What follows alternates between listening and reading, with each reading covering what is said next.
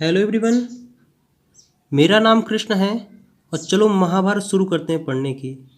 आज हम पढ़ने वाले हैं कोरोजन। तो सिंपल सा कोरोजन समझ में नहीं तो कोई बात नहीं, रस्टिंग तो समझ में आता है ना। समझ लो रस्टिंग ही सब पढ़ने वाले हैं, मतलब जंग लगना, लोहे पे जंग लगना वही पढ़ने वाले हैं। तो वैसे सबसे पहले समझते हैं आखिरकार कोरोजन होता क्या है।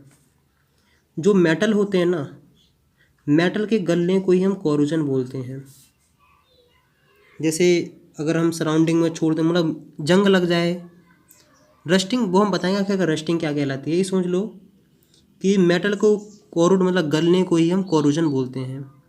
एसिड से भी गलता है, मॉइस्चर से भी गल जाता है, पानी से भी गल, सराउंडिंग में रखे रखे ख़राब हो जाता है। जैसे अगर कभी तुमने ऑब्जर्व किया हो, जो कॉपर होते हैं ना, जैसे वो कॉपर देखना, उसके देखना चारों तरफ ग्रीन ग्रीन कलर आ जाता है, जबकि जो आयरन होता है उसके चारों तरफ ब्राउन ब्राउन कलर आ जाता है।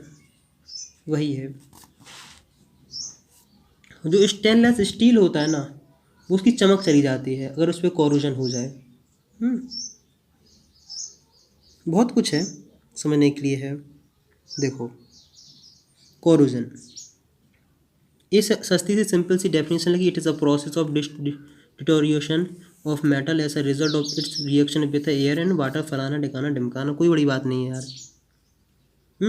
जब भी तुमसे कोई देखो कोरोजन और रस्टिंग में जस्ट छोटा सा फर्क है, उसको समझ लेना, फिर सब कुछ समझ में आ जाएगा। लेकिन जब भी तुम्हारे कोरोजन और क्वेश्चन आए तो सबसे पहले दिमाग में रखना क्या, रस्टिंग। रस्टिंग मतलब होता है आयरन का जंग लगना, क्योंकि दिमाग में सेट करना, अगर दिमाग में कोई चीज़ सेट हो जाए तो तुम्हें बहुत बहुत आसान तरीके समझ में आ जाएगी। रस्टिंग या जंग लगना। अब हम बताते हैं रस्टिंग बेसिकली एक कोरोजन ही है, लेकिन रस्टिंग सिर्फ आयरन के लिए बात हो जाती है।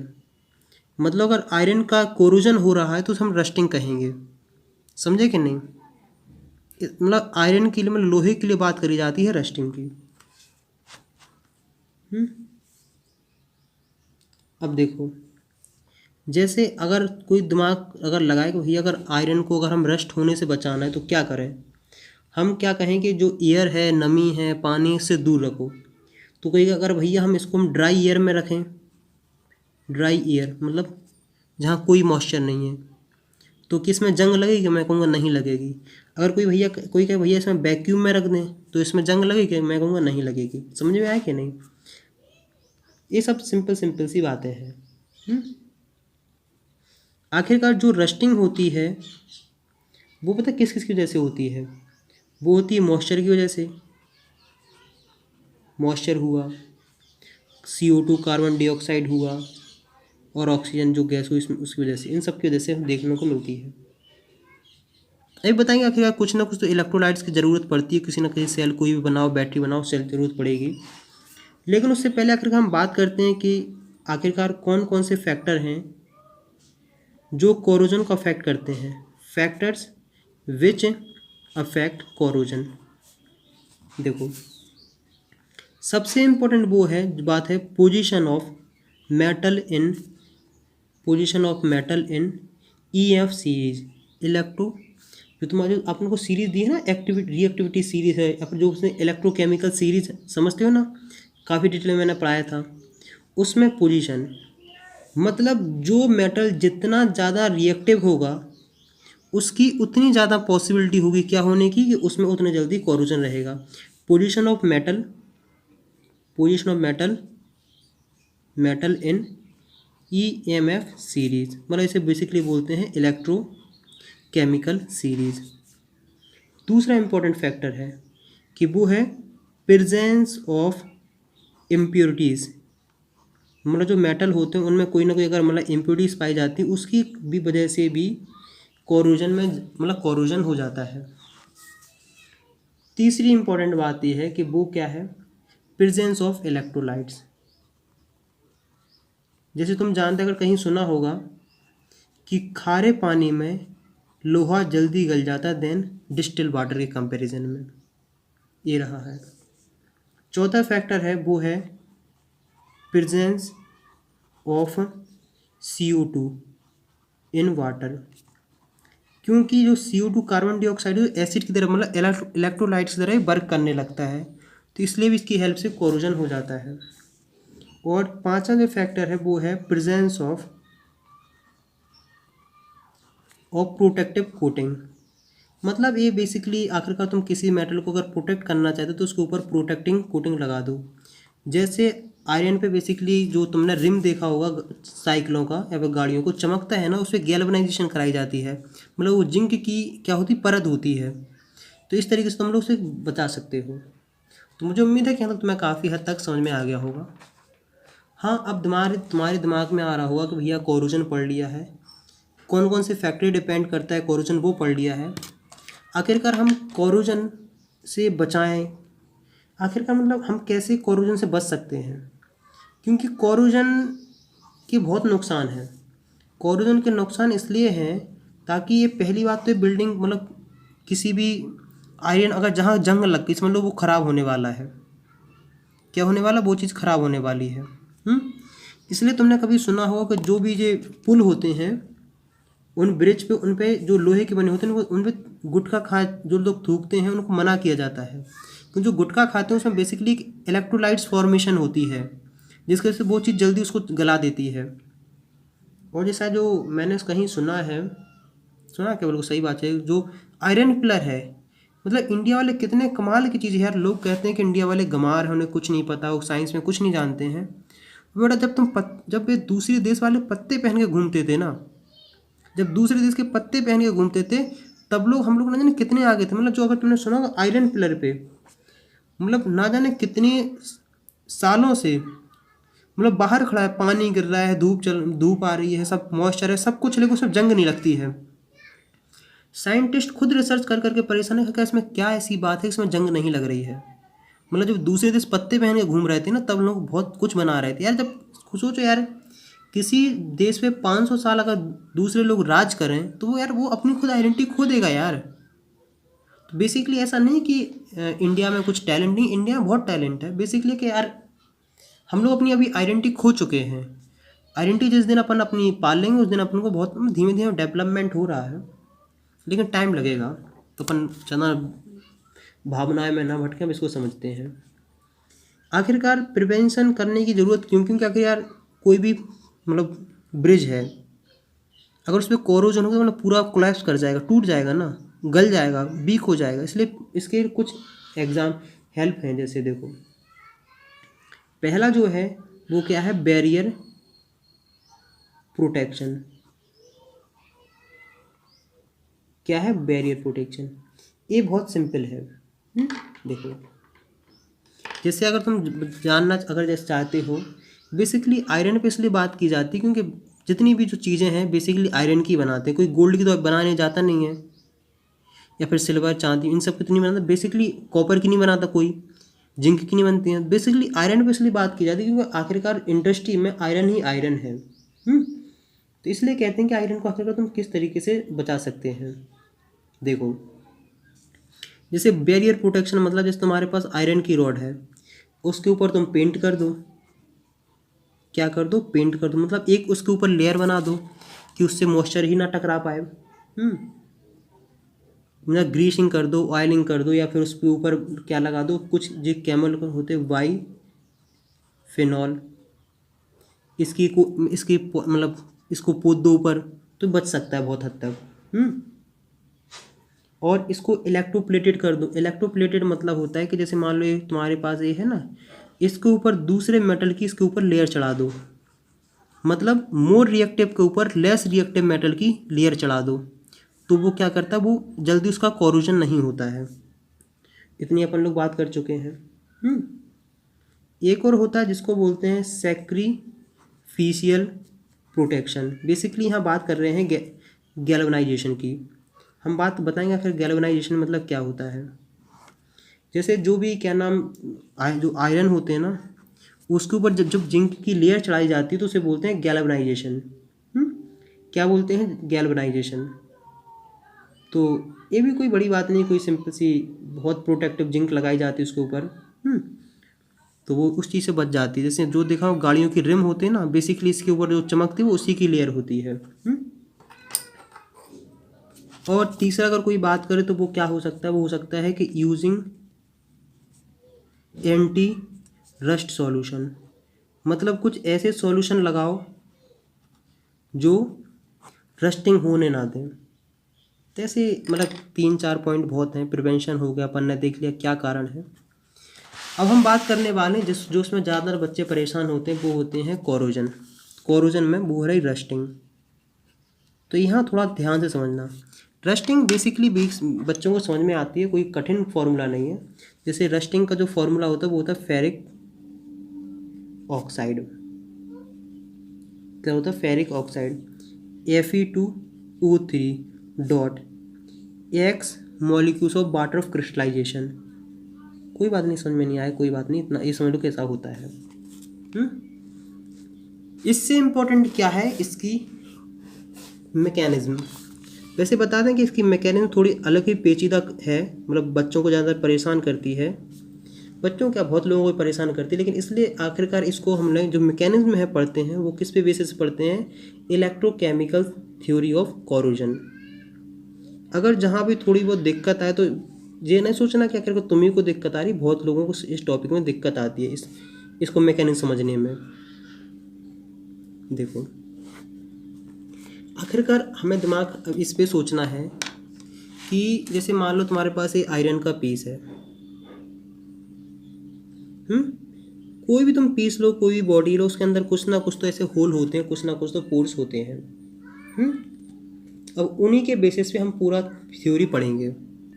देखो मतलब जो आखिरकार जो होल से बन जाते हैं ना, मतलब बेसिकली ये इम्प्योरिटीज हुई, होल्स हुई, ये वर्क करते हैं किसकी तरह? सेल की तरह। और सेल मतलब जहाँ रिडॉक्स रिएक्शन हो। तो बेसिकली आखिरकार ये रस्टिंग क्या है? रिडॉक्स रिएक्शन का एक रिजल्ट है, उसी को हम लोग बात करने वाले हैं।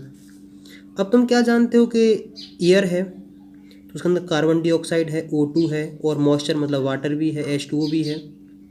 इसी तरह से कुछ कहानी पढ़ने वाले हैं। देखो हमें मान के चलते हैं कि जैसे मान के हैं कि देखो कि रही है मॉइस्चर की ड्रॉप। क्या रहेगी? मॉइस्चर की ड्रॉप। इसके अंदर हो जाएगा क्या? CO2 present.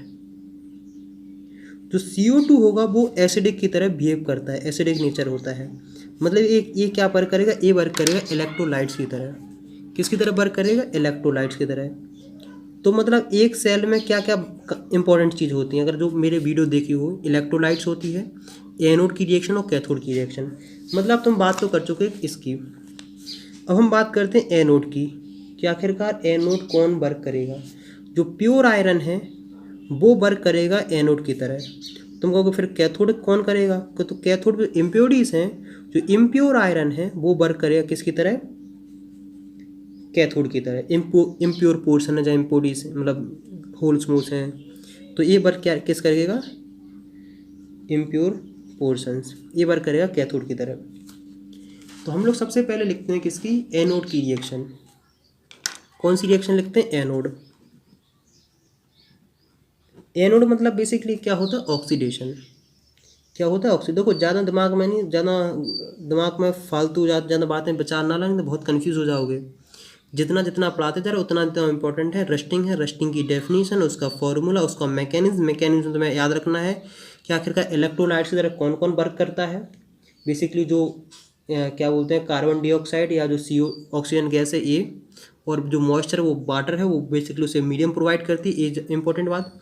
एनोड पे रिएक्शन कैसी हो रही? एनोड पे मतलब प्योर आयरन एनोड की तरफ वर्क करता है, जो इम्प्योर पोर्शन वो कैथोड की तरफ वर्क करता है। एनोड की रिएक्शन तुम कैसे लगोगे? इसकी हो जाएगी, एनोड मतलब क्या होता है? ऑक्सीडेशन। ऑक्सीडेशन मतलब एक क्या अगर लॉस ऑफ इलेक्ट्रॉन, तो Fe+2 और +2 इलेक्ट्रॉन इसने लूज कर दिए। ये हो जाएगा एक्यूएस। एक्यूएस मतलब इस तरीके से आ जाएगा। अब इतना समझ में आ जाना चाहिए तुम्हें। देखो अब जो इलेक्ट्रॉन जो हुए हैं, इलेक्ट्रॉन के ऊपर नेगेटिव चार्ज है, जो कैथोड होता है उसके ऊपर होता है पॉजिटिव चार्ज। मतलब बेसिकली कैथोड पे गेन ऑफ इलेक्ट्रॉन, मतलब बेसिकली यहाँ गेन ऑफ इलेक्ट्रॉन होने वाला है। तो हम बात करने वाले हैं किसकी? कौन सी रिएक्शन? कैथोड की रिएक्शन। लेकिन उससे पहले आखिरकार हम क्या समझ लेते हैं कि जो देखो जो H2O है, वाटर है, वो किस में टूट जाता है? H+ में टूट जाता है, OH- में टूट जाता है। और जो CO2 है, कार्बन डाइऑक्साइड है, वो H2O से क्या करेगा? रिएक्ट करेगा, तो बनाएगा H+ HCO3। क्या बनाएगा? HCO3। तो बेसिकली ये वर्क करने लगा किसकी तरह? इलेक्ट्रोलाइट्स की तरह। अब हम बात करते हैं आखिर कैथोड पे किस तरीके से रिएक्शन हो रही है। ये जो H+ बना ना इस रिएक्शन से, इस H+ से ये जो इलेक्ट्रॉन है ये आके करेगा गेन ऑफ इलेक्ट्रॉन हो जाएगा, तो बन जाएगा H, हाइड्रोजन बन गया है। और फिर क्या करेगा, ये हाइड्रोजन जो सराउंडिंग में ऑक्सीजन घूम रही है उससे रिएक्ट करेगा और बना लेगा H2O। तो बेसिकली हम लोग क्या देखते हैं कि आखिरकार हम ओवरऑल रिएक्शन लिखने के लिए जाएं तो हम देखते हैं कि H+ और electron plus H plus O2 gives H plus H2O। Balancing करते रहना, देखते रहना, बहुत आसान है। देखो यहाँ तो बैलेंस है, बैलेंसिंग देखनी यहाँ, ये 2 हो गया है तो 2 यहाँ, तो यहाँ 2 से यहाँ 4 हो गया है, तो यहाँ 4 से मल्टीप्लाई कर दो, यहाँ 2 से मल्टीप्लाई कर देना, जो दोनों साइड कॉमन उसे कैंसिल कर देना, तो तुम उस आराम से कैंसिल करोगे तो ये इतना ही कैंसिल हुआ। तो H प्लस प्लस O2, देखो पहले कैंसिल कर लेना फिर जाके बैलेंस करना, सब कुछ आ जाएगा। H प्लस O2 प्लस, देखो यहाँ भी चलो लिख लो 4 इलेक्ट्रॉन, 4 4 4 हैं तो 4 इलेक्ट्रॉन। अब तो क्लियर है, तो ये 4 था, अब दिल में तसल्ली नहीं होनी, कन्फ्यूज़न नहीं होनी चाहिए। गिव्स 2H2O, मतलब ये रही कैथोड की रिएक्शन, मतलब कैथोड पे हो रहा कुछ इस तरीके का रिएक्शन। अब हम क्या करते हैं, हम लिखते हैं ओवरऑल रिएक्शन। देखो ये एनोड की रिएक्शन है और ये कैथोड की रिएक्शन है। हम सबसे पहले तुम्हें क्या याद रखना है, वो रखना है कि चार्ज की वैल्यू बराबर होनी चाहिए। यहाँ 4 इलेक्ट्रॉन है, यहाँ 2 इलेक्ट्रॉन, इसके इस पूरी इक्वेशन को 2 से मल्टीप्लाई करेंगे। अगर बैलेंसिंग करना नहीं आता तो एक बार balancing redox reaction by K P. Singh search करना, तो बहुत कुछ अच्छे समझ में आ जाएगा। इस तरीके से अपन ने किया। देखो तो अपने पास क्या आया, 2Fe solid gives 2Fe plus 2 plus 4 electron, ये पहली इक्वेशन है। दूसरी इक्वेशन हमारे पास ये रही है, H plus plus O2 plus 4 electron gives 2H2O। दोनों को इक्वेशन को ऐड करो, 2Fe plus H plus plus O2 plus 4 electron gives 2Fe plus 2 plus 4 electron plus 2H2O। जो चीज़ दोनों साइड कॉमन हो उसे कैंसिल करो, ये कैंसिल हुआ, ये कैंसिल हुआ, तो हमारे पास क्या आती है, 2Fe plus H plus plus O2 gives 2Fe plus 2 और प्लस 2H2O। तो ये तुम्हारे लिए इम्पॉर्टेंट है। मैं क्या कहूँगा, तुम्हें इस चीज़ को थोड़ा ध्यान से रखना, याद रखना, क्योंकि तुम्हारे बहुत कुछ काम में आएगा। तो ये रही तुम्हारे पास रिएक्शन। हाँ, सबसे इम्पोर्टेंट बात है, अगर कोई सेल है, क्या है, सेल है, तो आखिरकार इसका कुछ ना कुछ तो रिडक्शन पोटेंशियल होना चाहिए। तो इसका रिडक्शन, स्टैंडर्ड रिडक्शन पोटेंशियल होता है 1.67 वोल्ट। क्या समझे, मतलब कितना, मतलब रस्टिंग होती वोल्टेज मिलता है। तो आखिरकार तुम यहाँ भी पूछ सकते हो करके, जब ये ऑक्सीडेशन रिडक्शन हो रहा है तो इसका इस समय कितना था, जब ये क्या नाम बोलते हैं, इसका रिडक्शन होता है तो यहाँ मिलता है E0 की वैल्यू, रिडक्शन पोटेंशियल जो है वो है 1.23 वोल्ट। और फिर बात करोगे यहाँ की, तो यहाँ जो हमें मिलता है वो मिलता है -0.44 वोल्ट। कन्फर्म, कोई दिक्कत, कोई समस्या मेरे हिसाब से तो नहीं होनी चाहिए। और ये रहा तुम्हारा फाइनल आंसर। तो मतलब आखिरकार तुम्हारे पास ये इक्वेशन है, इस इक्वेशन को याद रखना, क्योंकि एग्ज़ाम में कभी कभार क्या ठिकाना क्या पूछ लिया जाएगा। तो इक्वेशन है तुम्हारे पास 2Fe, ये सॉलिड तुम्हारा क्या नाम था, ये आयरन का पीस था, 4H प्लस, ये एसिड सा रिएक्शन हुआ, ये एसिड की कंसनट्रेशन है, बनाया क्या, Fe प्लस 2 और प्लस 2H2O, और ये रही 2। अब दिक्कत कहाँ है, ये दिक्कत है कि तुमने तो रस्ट का फॉर्मूला क्या पढ़ा था, तुमने पढ़ा था Fe2O3.XH2O। तो आखिरकार ये कहाँ से आया है, तो मैं कहूँगा जो ये वाला है Fe प्लस 2, ये शांत नहीं बैठेगा, इसको मचेगी चुलबुली। तो ये चुलबुली इसको जैसे ही मचेगी तो ये रिएक्शन कर जाएगा किसके साथ, ऑक्सीजन के साथ, वाटर के साथ, और रिएक्शन करके बनाएगा क्या, Fe2O3 प्लस क्या 8H प्लस। और अभी इसको भी चुलबुली मचती रहेगी, तो ये इसको जैसे चुलबुली मचेगी तो ये रिएक्ट करेगा किससे, Fe2O3 से और X मॉलिक्यूल्स ऑफ H2O। मुझे पता है बच्चों के यहाँ दिक्कत आई होगी, पर कोई बात नहीं, लेकिन ये रहा तुम्हारे पास रिएक्शन। क्योंकि इसको बैठा अगर कराने बैठा ले तो बहुत कुछ दिक्कत, मतलब बहुत कुछ पूरा डिटेल में पढ़ाना पड़ेगा। तो इतना बेसिक से तुम्हें याद रखना है। दिल है कि मानता नहीं, फिर भी मैं तुम्हें बता दूं कि अगर Fe2O3 प्लस 5H2O लिखा होता, मान लेते हैं लिखा हुआ होता है, तो अगर यहाँ तक वीडियो देख रहे हो तो कम से कम 3 फ्रेंड के साथ शेयर करो। अगर इतनी मेहनत कर रहा हूँ मैं, तो इसको लिखते क्या है, Fe2O3.5H2O। यहाँ लिखे हैं X मतलब infinite number of water molecules, मतलब कितनों के साथ ही रिएक्ट कर सकता है। मतलब कोई भी नंबर ले लो वाटर के, जितने भी इसे पानी मिलता जाए उतना ये रिएक्टिंग करता जाएगा। तो ये रही तुम्हारी रिएक्शन, इस तरीके से बना है। तो आखिरकार तुम क्या देख रहे हो, AH प्लस। तो इस चीज़ से क्या देखने को मिलता है कि जो रस्टिंग होती है वो काफ़ी अच्छी होती है उस सॉल्यूशन में जहाँ इलेक्ट्रोलाइट्स हो। इसलिए कहा जाता है कि जो लोहा होता है वो समुद्र के पानी में जल्दी गल जाता है देन नदी के पानी के कंपैरिजन में। जहाँ सॉल्ट की मात्रा ज़्यादा हुई, जहाँ इलेक्ट्रोलाइट्स ज़्यादा हुआ, इलेक्ट्रोलाइट्स की कंसंट्रेशन ज़्यादा हुई, वहाँ रस्टिंग होगी ज़्यादा, वहाँ कोरोजन हो जाएगा जल्दी। तो मुझे उम्मीद है कि यहाँ तक तुम्हें काफ़ी हद तक समझ में आ गया होगा। बताओ कैसा लगा। नेक्स्ट वीडियो में मिलते हैं नेक्स्ट टॉपिक के साथ, तब तक जय हिंद जय भारत।